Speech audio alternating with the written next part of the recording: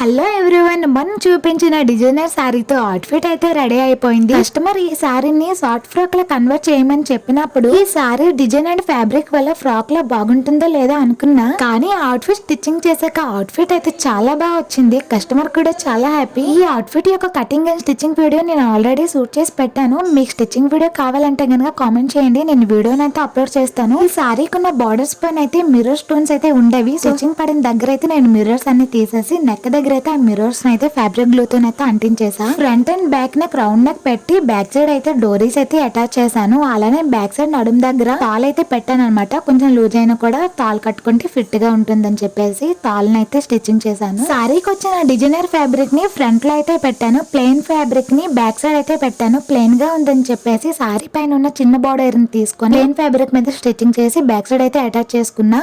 Overall outfit అయితే ఇలా ఉందన్నమాట. మీకు ఎలా అనిపించింది అనేది కామెంట్ చేసి చెప్పండి.